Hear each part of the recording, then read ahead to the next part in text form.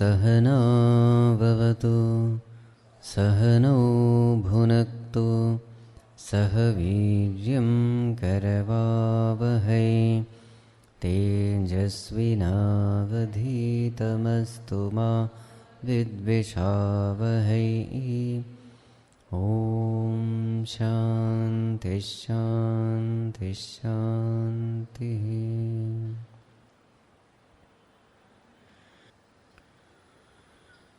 मूकं करोति वाचालं पङ्गुं लङ्घयते गिरिं यत्कृपात्तमहं वन्दे परमानन्दमाधवं परमानन्दमाधवम्।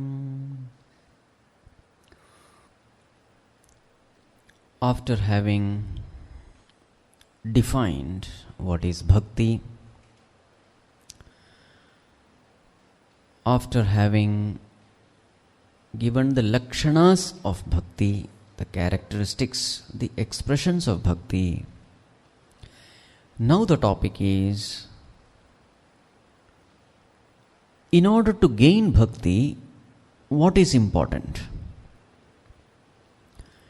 So some of the acharyas said, jnanam is important. If you want to have supreme love for Bhagavan, without knowledge of Bhagavan, how is it possible to love Bhagavan? So some of the acharyas are of the opinion that without knowledge of God, loving God is impossible. And in a way it is true. So we must first know who God is. And when we know God, then our love for God also increases. Other acharyas say mere knowing alone will not do. We must know who is God, that is okay. But there is anyonya ashrayatvam. Mere knowing alone will not do. You have to put in spiritual discipline. You have to enter into devotional practices. There is something to do. You have to do sadhana. So first you know, then you do. And when you do, you know more about God. And when you know more about God, you are able to do your sadhana better. So doing and knowing, there is a mutual dependence. This is how some other acharyas say. What do Brahmakumaras say? The mind-born son of Brahmaji, the brothers of Naradji, in fact the guru of Naradji also. In Chandogya Upanishad, Naradji is given Atma Vidya by Sanat Kumara. So naturally, whatever his guru says, that only he will also say. What is their opinion? Swayam phalarupata iti Brahma Kumaras. There is no need of knowing. Importance is not in knowing, importance is in doing. Swayam phalarupata. You keep on doing it, Bhagavan's grace will descend, and naturally you will know everything about Bhagavan. What is important is not knowing Bhagavan, what is important is experiencing Bhagavan. This experiential knowledge of Bhagavan will get only through spiritual discipline, through sadhana. Merely by reading books and all is of no use. You have to do. On one side, when you sincerely practice your sadhana, whatever it is, japa, puja, etc., when you sincerely practice your sadhana, looking at your sincerity, Bhagavan's heart melts and he in turn blesses the devotee. He makes him know everything about himself. So don't focus about the knowledge of God, rather focus upon trying to win the grace of God. For that, you have to put forth effort. So what is the opinion? Swayam phalarupata. You keep doing your sadhana, that itself will bring everything to you, whatever you need. This appears to be the opinion of Naradji also. Please understand, this is a bhakti literature. So therefore, merely reading some scriptures and gaining jnana is discouraged here. What is encouraged? Bhakti sadhana is encouraged. So in order to strengthen his argument, prove his argument, he gives some examples. What is example? Verse number 31 and 32. Rajagriha bhojanadishu tathaiva drishtatvat na tena raja paritoshaha kshudha shantirva. Yes, so to prove his standpoint, two examples are given. What is the example? One example is relating to winning the grace of God. The other example is related to experiencing the state of fulfillment due to devotion for God. The point to be proved is this: mere knowing about God will not do. Devotional practice is essential. To prove this point, this example is given. So what is the example given?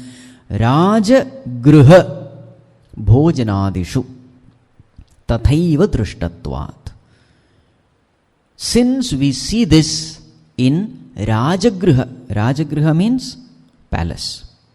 Bhojana means food. Two examples are given. So what is this example? Suppose a person says, I know the king. And just because you know the king doesn't mean king should have any kind of soft corner for you, or king should love you. No. Suppose a person goes at the gate of the palace, naturally the gatekeeper will stop him.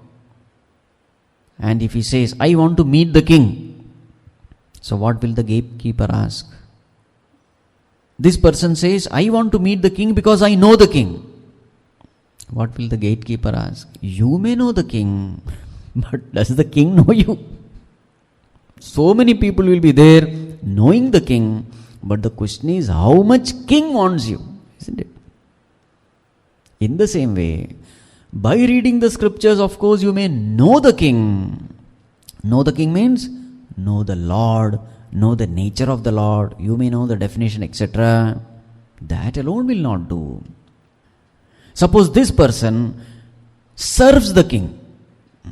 In various ways he serves the king and he wins the trust of the king, love of the king. Then what will happen? The king loves him very much, and therefore the very same king will take him, and the king himself will show all the glories of his kingdom, isn't it? Rajagriha he will show. He will take him, say, this is the dining room, that is the swimming pool, this is the kitchen, and so many other things. King himself will take him and show everything. Why? King loves him, isn't it? He did not put effort to know about the king. King himself will tell everything about himself to that person. But for that, what he should do? He should win the love of the king. How to win the love of the king? By serving the king. Now this service is something of doing. It is not something of knowing. He may know so many things about the king, but to win the trust of the king, he has to serve the king. There was one prisoner in the prison. So every day he used to make beautiful garland and he would send it to the king every day. He was in the prison for some crime he has done, whatever. So every day lovingly he would make a garland and send it to the king. So the king was touched by his service, and one day the king said, leave him. Leave him from the prison. Let him be free. Then this person said, no, I don't want to go away from the prison, because if I am let free, how will I serve you? Now what will the king feel? He will feel more happy, isn't it? And it is possible the king may appoint him as the chief decorator of his inner apartment, whatever, palace, etc. The example is this: just by knowing the king, you don't win the favor of king. It is only through loving service. In the same way, just by knowing who God is, you may have all the definitions of the scripture. He is Satchidananda Swarupa. He is Sarvajna, Sarvashaktiman, Mayapati, etc., etc. You may tell all this. Mere knowing is of no use. Then what has to be done? You have to do. You have to do sadhana. What those sadhanas are, later on it will come. Spiritual sadhana is essential. Doing is essential, not mere knowing. First you know, then do, then you really know. So real knowing means what? Experientially knowing. You have to win the grace and love of Bhagavan through service of Bhagavan. So serving is important. Once you win the love of Bhagavan, Bhagavan himself will show his glories to you. You will know it. So what is important? Knowing or doing? Doing. Now the next example. What is the next example? Bhojanadishu. Food. Suppose you say, I am hungry. I know that by eating this hunger will go. You may know it. But if the hunger has to go, what you have to do? You have to eat food, isn't it? Doing is necessary. Eating is necessary. Similarly, if you say, I know devotion will put an end to all suffering, you may know it, but you have to cultivate devotion. You have to do it. You may know how to cook, but mere knowing will not help. What do you have to do? You have to cook.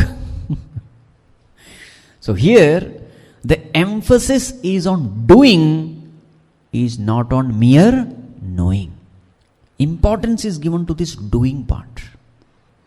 Natena rajaparitoshaha. Natena, by that. By that means what? By mere knowing, rajaparitosha. King will not be happy with you. Will not be pleased with you. You can't win the favor of king.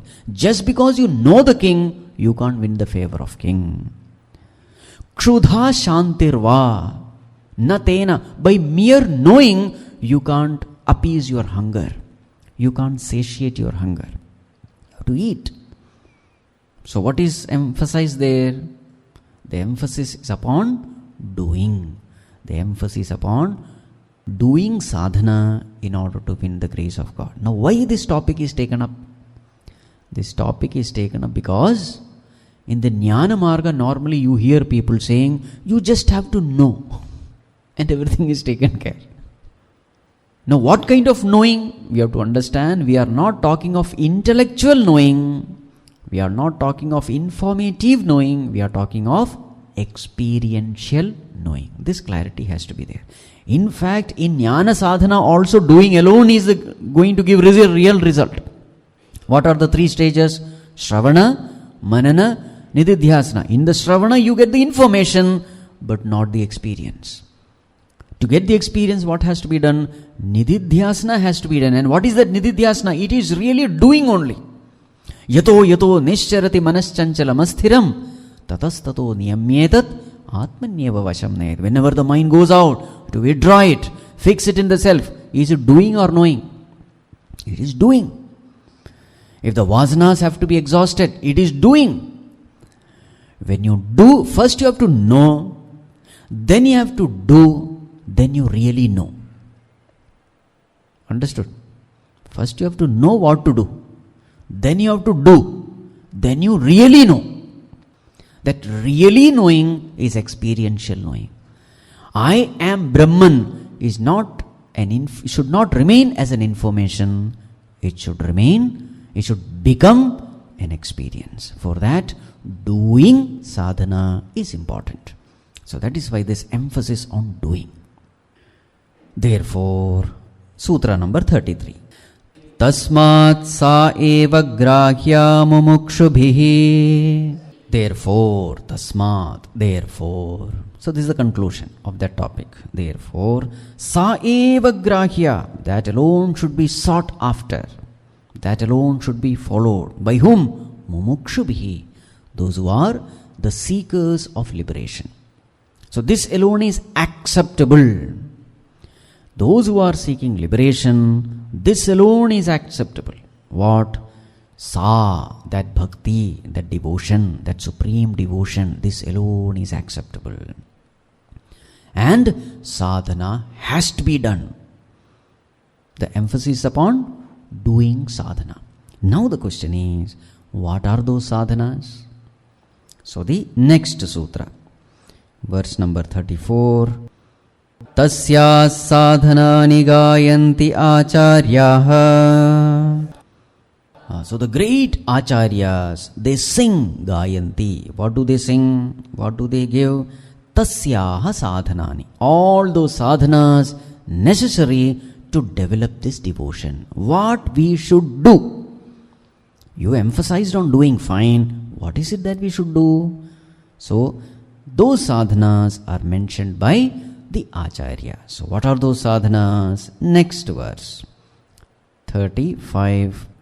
Tattu vishayatyagat sangatyagacha. Let us chant the next verse also. Verse 36. Avyavrita bhajanat. Yes. So what are the sadhanas to be done? So in this bhakti sadhana, the whole sadhana is about developing devotion for God, developing love for God. And what kind of love? We are talking of supreme love. Parama prema rupa amrita swarupa cha. Supreme love, infinite love for infinite period of time. So this is the kind of love we have to develop towards God. So what is the obstacle in developing this love? So in devotion, it is all of love. We are talking of supreme love. Supreme love means what? Single pointed love. Ananya bhakti we are talking of. So Ananya bhakti means there is no otherness. Now other than God, what else remains? What is there other than God which you may love? It is nothing but the world, isn't it? So there is on one side the world, there is on other side God. So if I have to develop supreme love for God, what should I do? I should stop loving the world and I should start loving God. Simple. So what do you mean stop loving the world? This is the thing. Verse number 35. Tattu vishayatyagat. What has to be done? Vishayatyagam has to be done. Renouncing Vishaya, sense objects. Sangatyagat cha. And renouncing Sangha. Sangha means attachment, association. So why two terms? So in this world, what are the two things which we can get addicted to, attached to, get bound to? One is sense objects, the other is living beings in the world. These are the only two possibilities. Because there are only two things. One is inert thing, the other is living thing. Chara, achara. Living and non-living. So sense objects, there is a possibility we may get attached to the Vishayas. So what has to be done? Vishaya Tyaga has to be done. So this is our attachment towards the sense object. The other one, attachment towards the living beings. It can be human beings, it can be even animals also. That is Sangha. Sangha means association, Sangha also means attachment. So attachment to the living being. These are the two things where the mind can get attached to. So what has to be done? If you have to single pointedly love Bhagavan, your love should not be divided. This love should not be shared by anyone else other than God. That's why in Bible, Bhagavan says, in Bible, Lord says, I am a jealous God. Very nice statement. I am a jealous God. Jealous God means what? When I see that my children are loving somebody else other than me, I become jealous. Bhagavan has given everything to you and you love somebody else other than Bhagavan. Bhagavan can't stand it. He doesn't like it. Everything he has given, and then your attention is on the creation and not the creator. It is a sign of ingratitude. And what is the punishment for ingratitude? Samsara bandhana.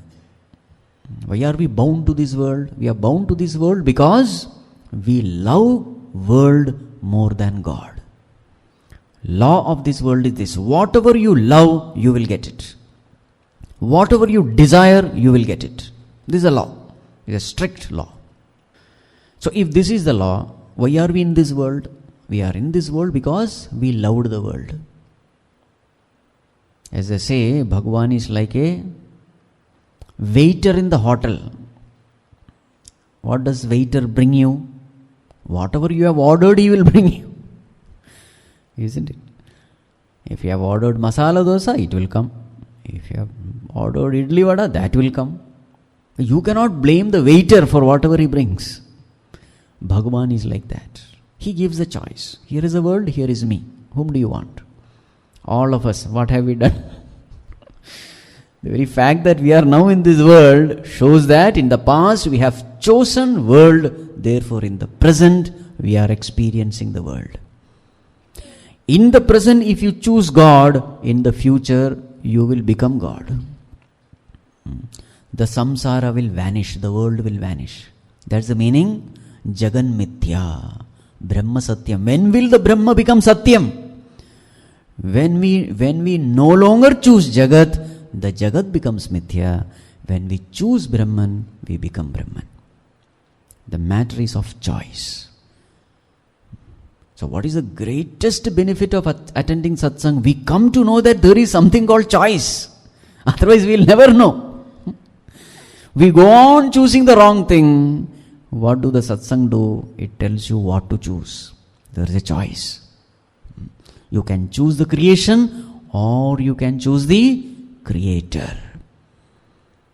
So what is the instruction? What is the sadhana to be done? Don't choose the world, choose God. What do you mean don't choose the world? Vishayatyagat, sangatyagat.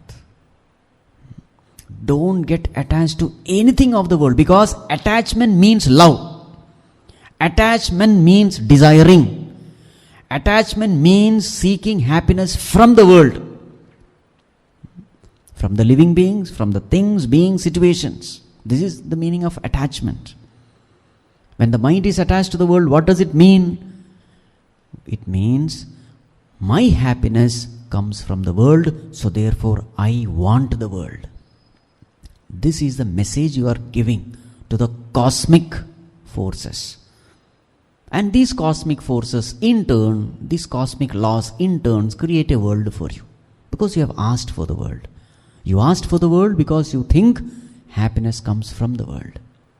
So now you have to rearrange your choices.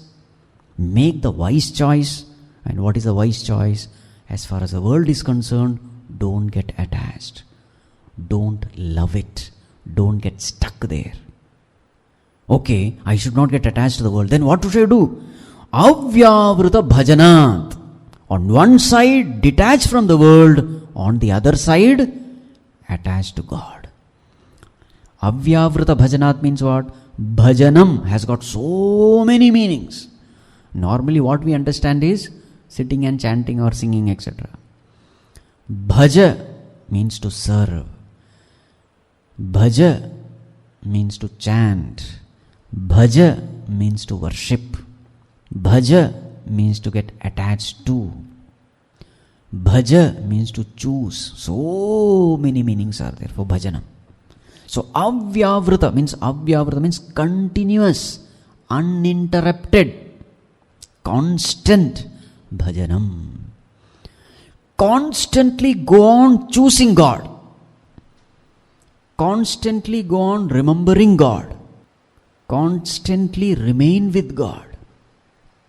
So on one side, detached from the world. On the other side, attached to God. Now why this term constant is used? Avyavruta, unbroken, uninterrupted. Why this term is used? This term is used because we have to understand how the mind functions. How is this attachment formed? Any attachment, how is it formed? When you constantly think of an object or a person, attachment is formed. Attachment is formed not just because of one interaction. No. any attachment is formed by constant interaction. Again and again, again and again, again and again when you do, slowly you get attached to it. When do you get addicted to coffee or tea? Not when you drink once, no. Anything when it is done constantly, attachment is formed. How is the habit formed? When you do it constantly. Avyavrita is necessary. Unbroken, constant. So that's why the saying, beware of your thought because they become your word. Beware of your word because they become your actions. Beware of your actions because they become your habits. Beware of your habits because they become your character. Beware of your character because they determine your destiny. Everything, when you constantly keep doing it, that becomes your habit, that becomes your character, that becomes your personality, that you get attached to. This is the law of the universe. If this is the law, then let us make use of the law. How to make use of the law? Constantly do that which you want to attain. The problem now is attachment to the world. How did you end up in this attachment? Unknowingly, unconsciously, you went on entertaining worldly thoughts. And thus now you are attached to the world. Now what you have to do? Just reverse the mechanism. Instead of constantly thinking about the world, now constantly think about God. That's why avyavrita, let it be constant, continuous. Make it a habit, make it your nature, make it your swabhava. There's a beautiful verse in Bhagavatam which says, Vishayan dhyayatascittam Vishayeshu vishajjate Mamanusmarastascittam Mai eva praviliyate. Vishayan dhyayatascittam, that mind which is constantly meditating upon Vishaya. Vishayeshu vishajjate, it get attached to the Vishayas, the sense objects. Mamanusmaratascittam Mayeva praviliyate, that mind which is constantly remembering me, thinking about me. Bhagavan is telling this. What happens to that mind? Mayeva praviliyate, it dissolves in me. This is a law. In Bhagavad Gita also similar verse comes. Devan devayajo yanti pitrun yanti pitravrataha bhutani yanti bhutejyaha yanti madhyajinopi mam. Yes, this is the law.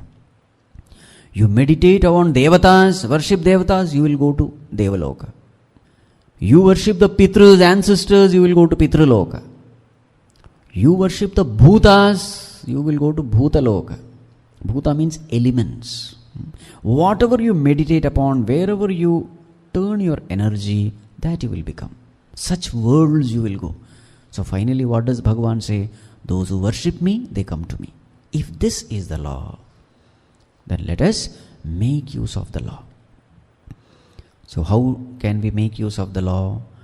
Constantly thinking of Bhagavan. Avyavrata bhajanat. That is where this Japa Yoga is very, very very potent method. All the Santa Mahatmas, saints and sages, in all religions, not just Hindu religion, they have constantly emphasized on this one sadhana called Japa sadhana. That's why you will find in Saraswati's hand also one hand is Japamala. This is one sadhana which is very easy, which can be done everywhere, at all times. This Avyavrata bhajana is possible as far as Japa is concerned. Yajnanam Japa Yajñosmi, Bhagavan says.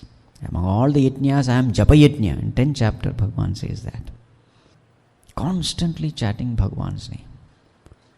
Even if it is mechanical, no problem. Mahatma says so. Even if it is mechanical, no problem. Even if you are not able to understand, no problem. Keep doing it. Even if you are bored, keep chanting it. Now this is called a doing, So on one side when you keep doing, the other side Bhagavan's grace starts manifesting. From your side, whatever you can do, whatever capacity, talent, ability is given, employ it. From the other side, the grace comes. Avyavrita bhajanat. Now the next question is, Naradji, fine, I will do bhajana, but can you give me some tips to get inspiration for doing bhajan? Two things are necessary. One is detaching from the world. The other is attaching to God. Can you give me some tips so that detaching becomes easy, attaching becomes easy? Yes, that is the next verse. Sutra number 37. Bhagavad Gunashravana Kirtanat. So constant bhajan has to be done. For that you need tremendous amount of inspiration. As they say, when the going gets tough, the tough gets going.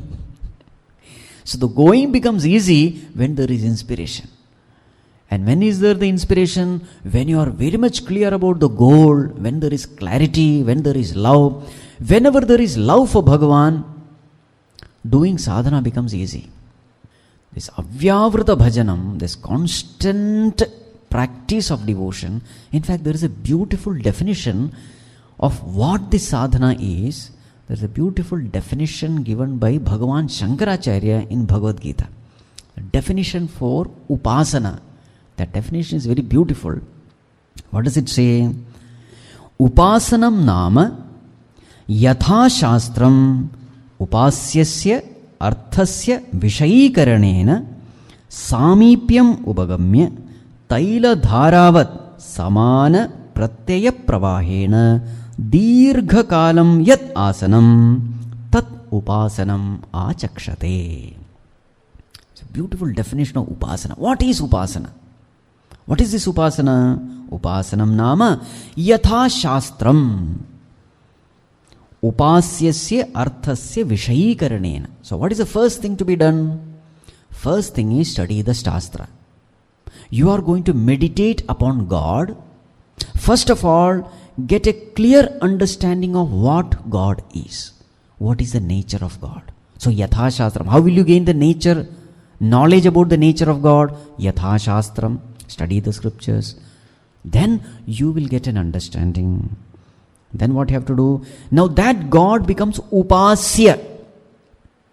When you do upasana, the object of contemplation is God. So first have a clear understanding of it. Once you have a very clear understanding of what God is, what is His nature, then samipyam upagamya. So in upasana, the first term is upa. Upa means going near. So when do you go near God? When you understand God. First step is understanding God. Then what has to be done? Samana pratyaya pravahena. Create a pratyaya pravaha in you. Pratyaya means thoughts. Pravaha means flow. Flow of thoughts. So constantly thinking of Bhagavan means what? You are creating a samana pratyaya, a similar thought flow.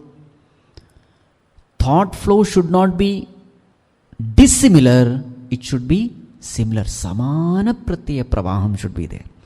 Constantly thinking of Bhagavan, not allowing the thought to think of anything else, thinking only of Bhagavan. This is called as samana pratyaya pravaham. Pravaham means flow. Pratyaya means thought. Samana pratyaya means what?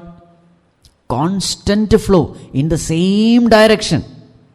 Again and again thinking of the same thing, not thinking of anything else. This is called as samana pratyaya pravaham. Constantly when you do. How it should be? Taila dharavat. Just like the flow of oil. When you pour oil, how does it look like? It is not like water, isn't it? No interruption. Constant, steady, uninterrupted. This is called as avyavrita in this. Tailadharavat. So your mind should constantly think of Bhagavan like the oil flowing steadily, continuously. And how long should it be practiced? Dirghakalam.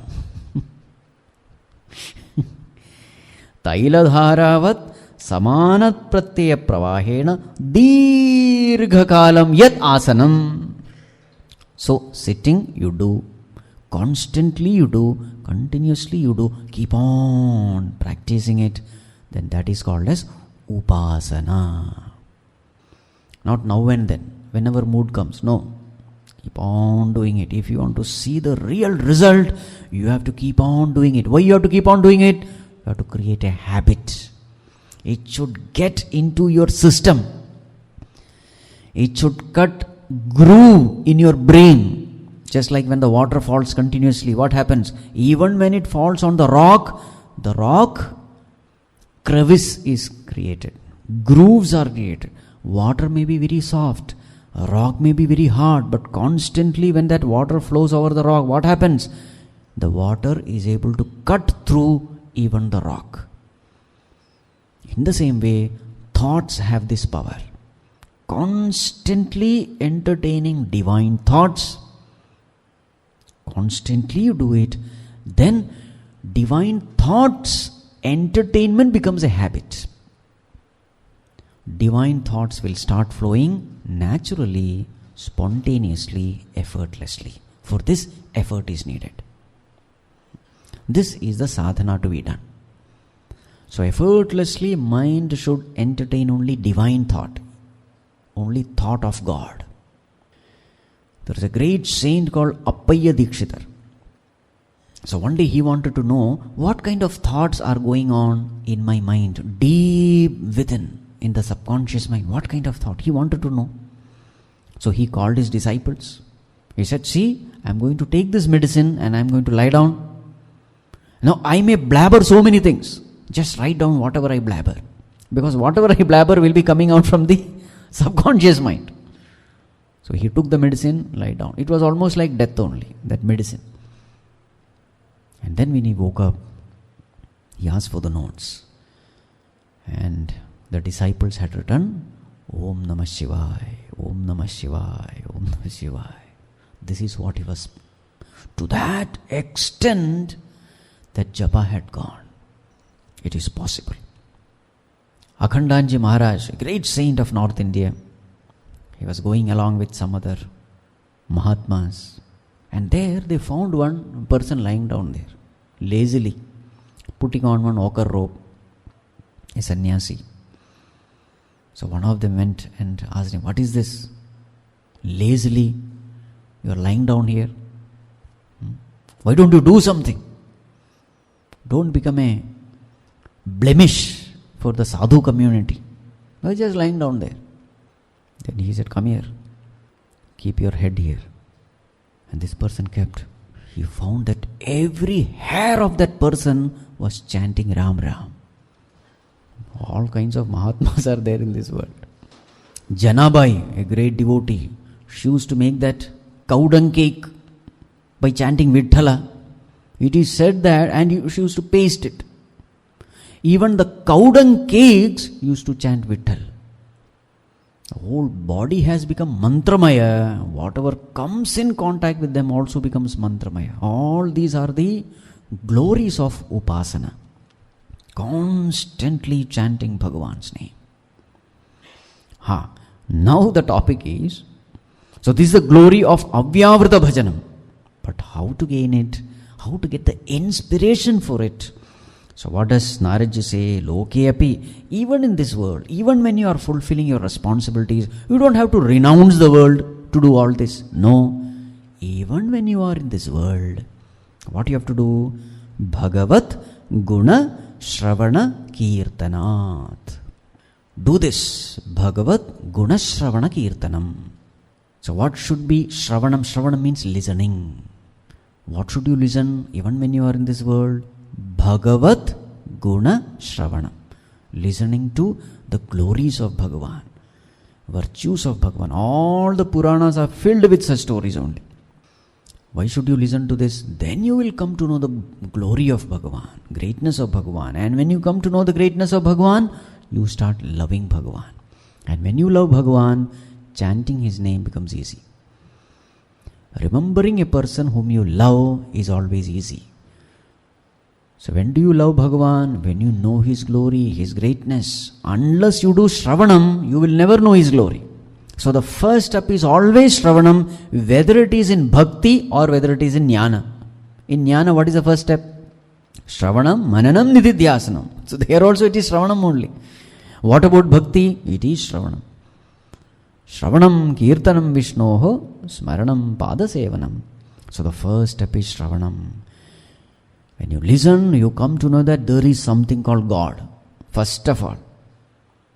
Unless somebody tells you, how will you know that there is God? Not possible. Only when we listen to satsang, we come to know that there is God. Only then we'll come to know that there is a God who is compassionate, loving. God who is omniscient, omnipotent, omnipresent, who is the very support of this world. All these things we will know only through Shravana. Science cannot prove it. Impossible. And that God is my own self. How will you know? Shravanam only. There is no other way.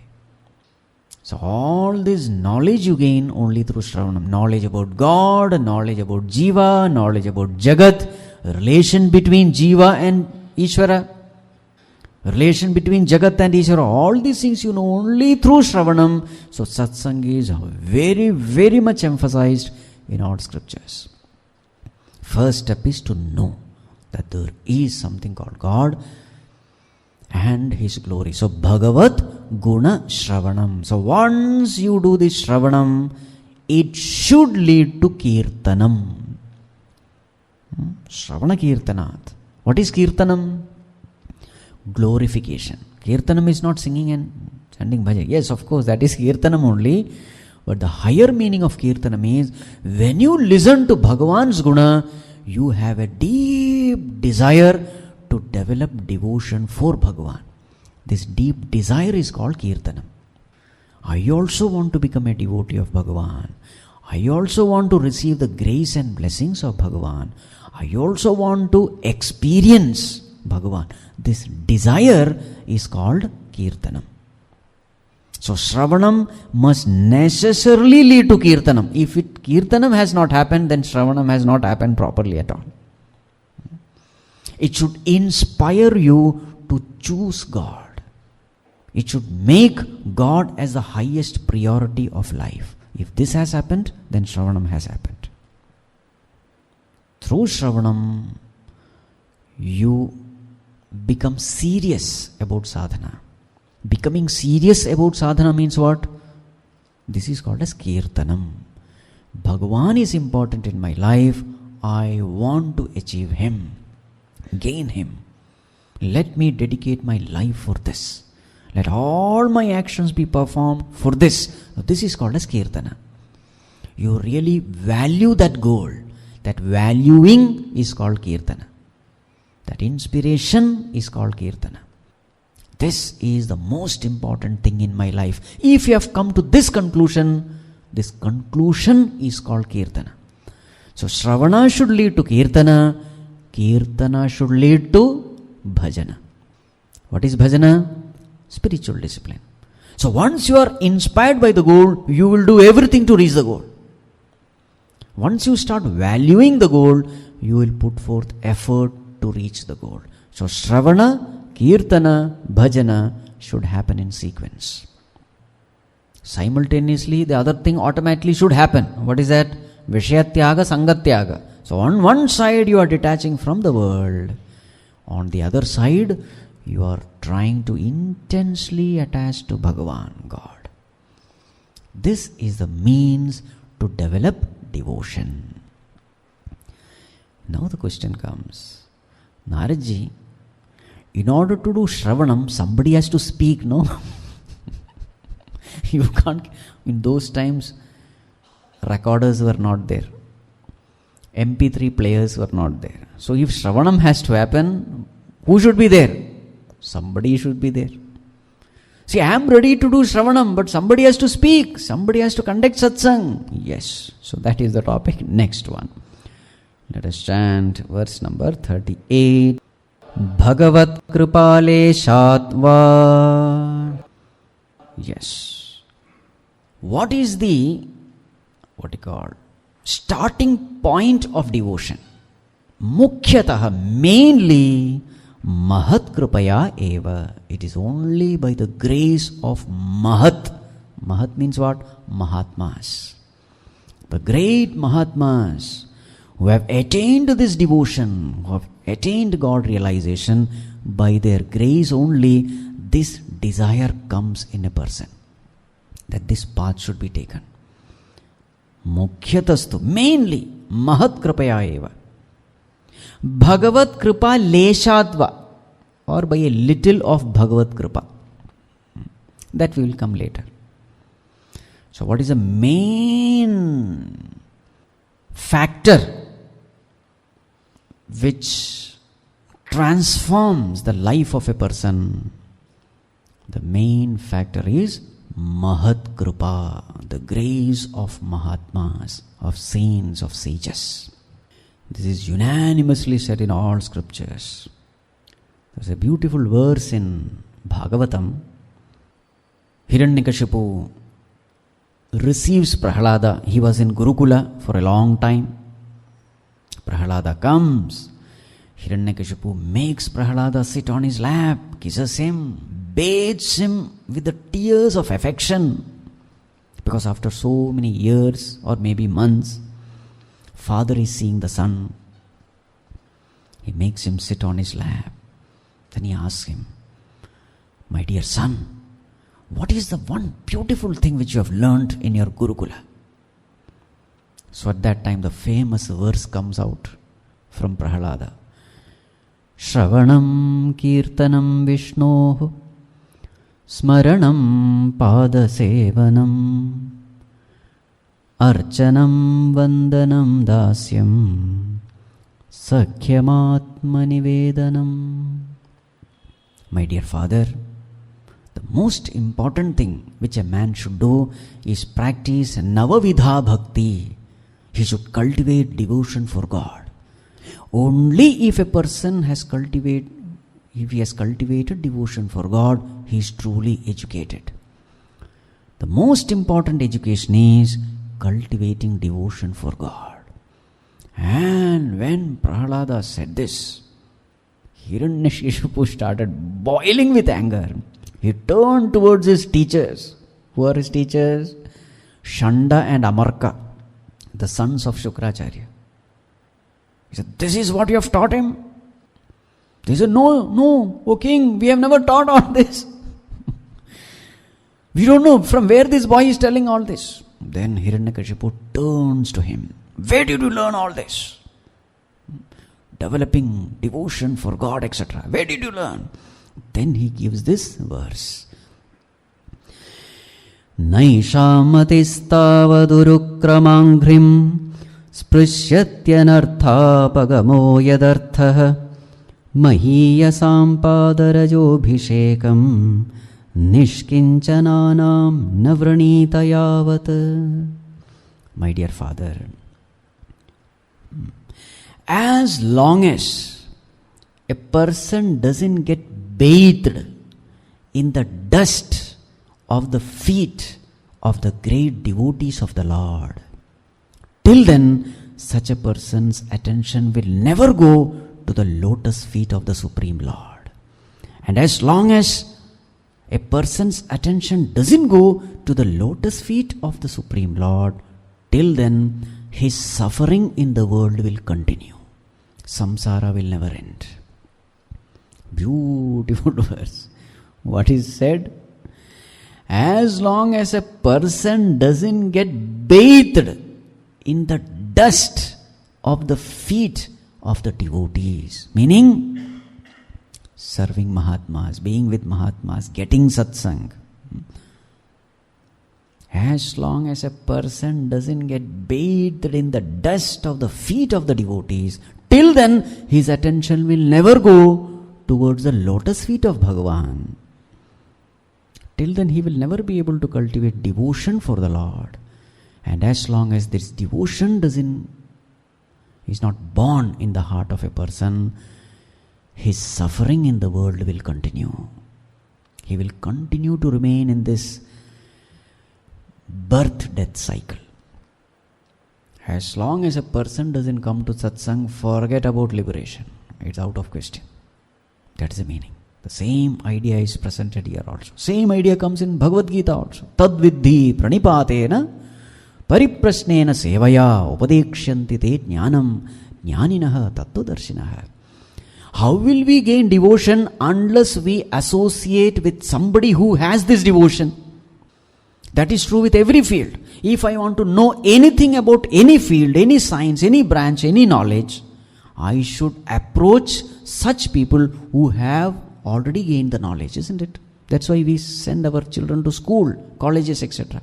Somebody is there who is learned, who knows it. We go there, learn from that person. If this is true with every other knowledge, it must be true with this knowledge also. If I want to develop devotion for God, where should I go? I should go to such people who have devotion for God. They are called as devotees of God. I should remain at their feet and learn from them. This is simple logic. This is called as Mahat Kripa. So if I want to develop devotion, I must associate myself with devotees, which is called as Sat Sangha or Mahat Sangha. Mukhyatastu, in what you call, mainly this is the only way. But in very, very rare cases, Bhagavat Kripa Leshatva. That is a rare case. Most of the cases, a person becomes devotee only by gaining inspiration from another devotee. And this is what we see in all the Mahatmas' case. Vivekananda became great because he was associated with Ramakrishna Paramahamsa. Gurudev, Swami Chinmayanji was inspired by Shivanji Maharaj and Taponji Maharaj. In everyone's life, you will find somebody or the other Guru. Very rarely you will find a person like Ramana Maharshi. Who is the Guru of Ramana Maharshi? Bhagavan. One time he felt that he is going to die, and Bhagavan in his heart gave that knowledge that the body is not you, the consciousness is you. This is very, very rare. That's why it is said Bhagavat Kripa. By the grace of God, a person attaining knowledge, it's a rare case. Normally, the grace comes through Mahatmas. We have to associate with such people. Only then devotion can be gained. Mukhyatastu Mahat Kripaya eva. But this Mahat Kripa is very, very difficult. Why? See the next verse. Sutra number 39. Mahat Sangastu Durlabha Agamyaha Amoghascha. Yes, this Mahat Sangha is Durlabha, very, very, very rare. Being associated with a Mahatma is a very rare thing. Even if you get a chance to get associated with them, Agamya, that Mahatma is unapproachable. Physically you may be near, but there will be a huge distance. But if you can tune to him, connect to him, Amogha, the result is infallible. Result will be there. These three terms are beautiful terms. And for all the seekers like us, they are very important. So what is the first one? Mahat Sangastu Durlabha. Getting association with such a Mahatma is very, very rare. Why is it rare? It is rare because Mahatmas are rare. Why Mahatmas are rare? Mahatmas are the crest and crown of creation. Perfected ones in the world. How many perfected ones are there? Very rare. This world is like a pyramid. What is pyramid? The unevolved things are maximum. the evolved things, as the beings evolve, their percentage in the society becomes lesser and lesser. Isn't it? How many people attend LKG, UKG? Millions and millions. But how many of them graduate? How many of them pass 10 standard, then graduation, then post-graduation, PhD? How many? The percentage keeps on decreasing, isn't it? Because intellectual strength everyone doesn't have. So too with evolution. Tamasic people are maximum in the society. Maximum. Rajasic people, percentage is less. Sattvic people, much, much less. Enlightened people, oh, durlabha. Durlabha. Manushyanam sahasreshu kaschit yatati siddhaye yatataamapi siddhanam kaschin mam veti tattvataha. Manushyanam sahasreshu, among thousands of people, how many strive in the path of spirituality? Very rare. Even among those who are striving, yatataamapi siddhanam kaschin mam veti tattvataha. Bhagavan says only very few, very rare few know me in essence. Vasudeva sarvamiti sa mahatma sudurlavaha. A mahatma who has known that the whole world is Bhagavan alone, he is sudurlabha, Bhagavan says, very rare. In Kathopanishad, Yamaraj tells Nachiketa, Shravanayapi bahubhiryona labhyaha shrunmantobi bahavo yamna vidyuhu ascharyo vakta kushalosya labdha ascharyo jnata kushala. It's a wonder to see a teacher of this knowledge. It is a wonder to see a student of this knowledge. Everything is wonder. Meaning, very rare. Coming in contact with Mahatma, durlabha, fine. Even if, because of some good prarabdha, even if we come in contact with such a person, what is the next term? Agamya. He is just unapproachable. Unapproachable means what?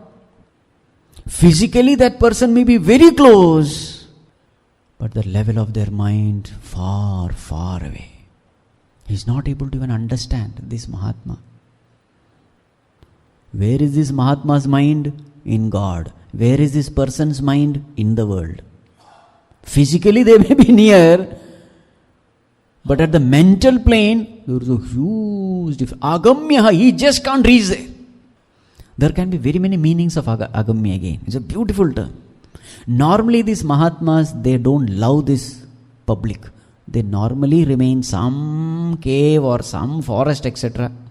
So in that sense, yes, it is agamya only. Very difficult to approach him, because they shun the public company. They prefer to remain alone. That way, yes, agamya. But even if we get a physical, contact with them also, it is agamya only.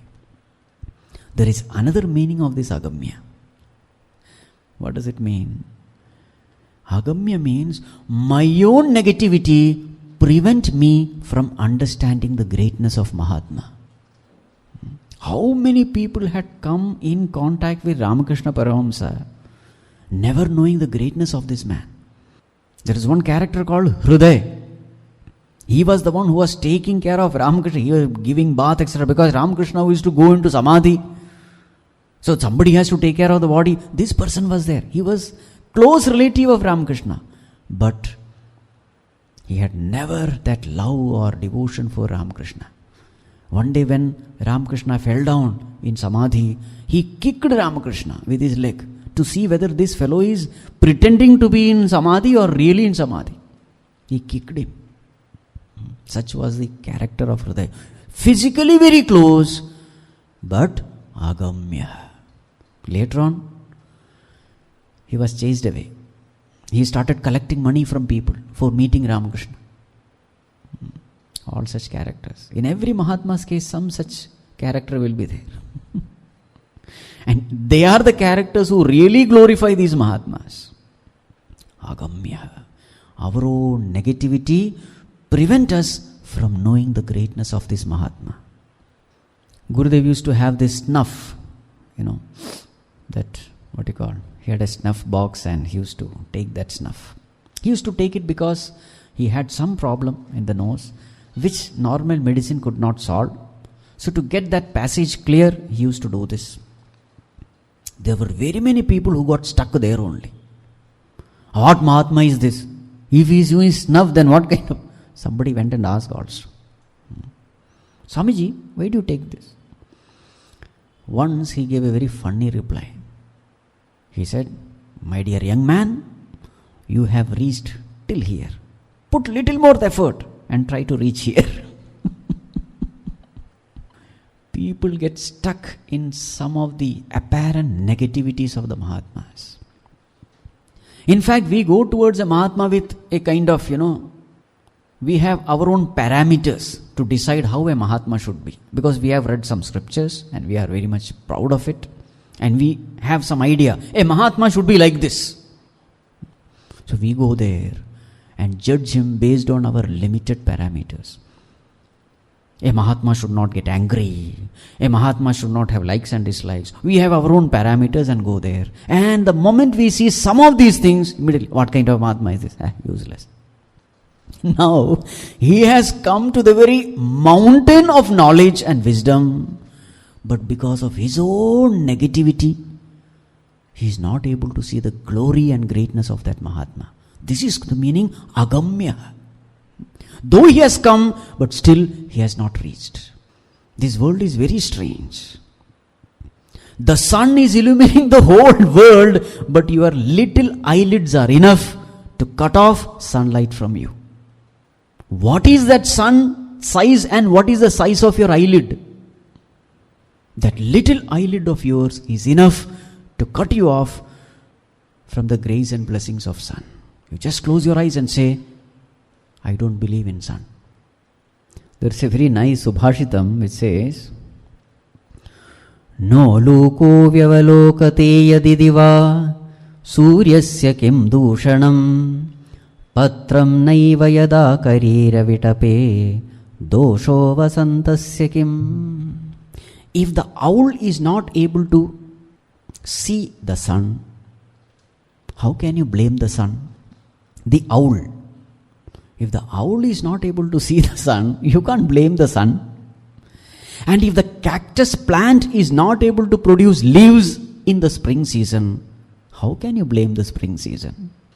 In the same way, these people with their own negativities of the mind, they go to Mahatmas and come back empty-handed. Right. Now here is where we have to understand what is grace. Grace is not something which Guru has to give the Shishya.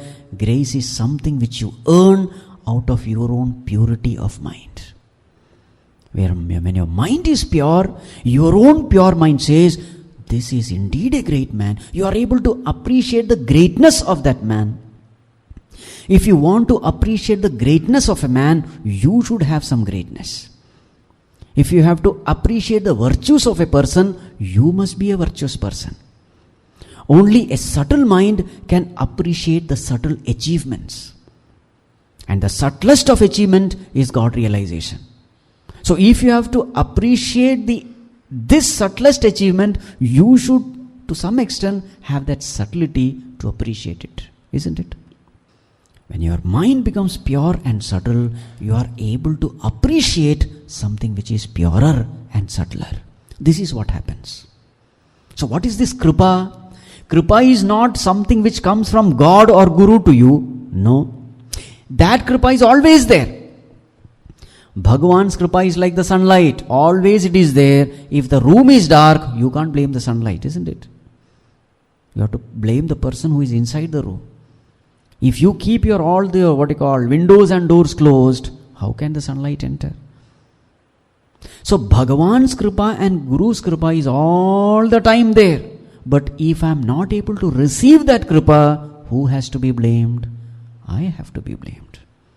So this kripa thing has to be clearly understood. Otherwise people have this very strange notion. No, Guru did not look at me, therefore no kripa. I am not progressing in spirituality because Guru is not showering his kripa onto me. Every time we try to blame somebody only. We are masters in blaming others. Because Bhagavan's grace is not there, I am not able to progress in spirituality. Because Bhagavan's grace is not there, I am not able to do my sadhana. No. Bhagavan's grace is always there. Guru's grace is always there. What prevents this grace from descending unto me?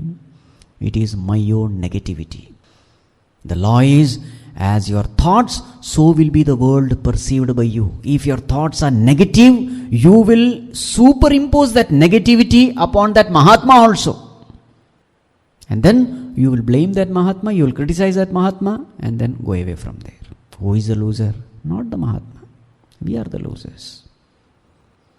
So this Kripa has to be properly understood.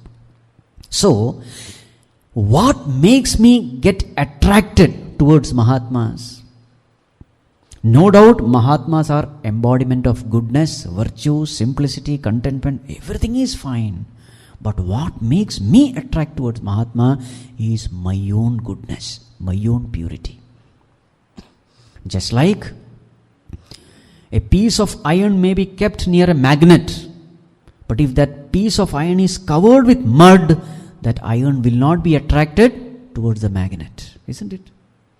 But suppose you clean that iron, remove all the mud, then what happens? Immediately, the iron piece is attracted towards the magnet. Magnet's grace and blessing is always there. But what prevents this little iron piece from getting attracted towards the magnet?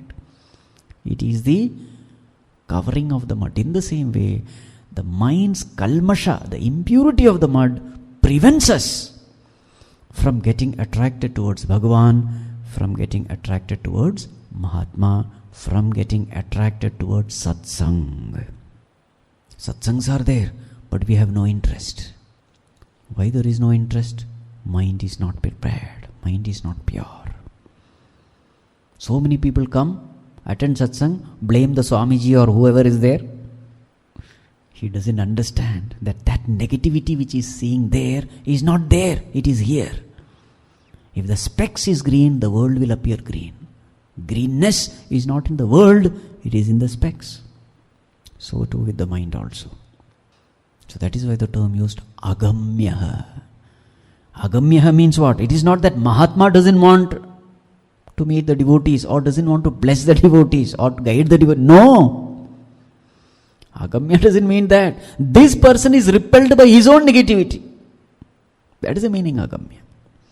But if suppose there is a person who understands this, in spite of all negativities, he keeps on blaming him. No, my master is right. If at all there is any defect, it is with me.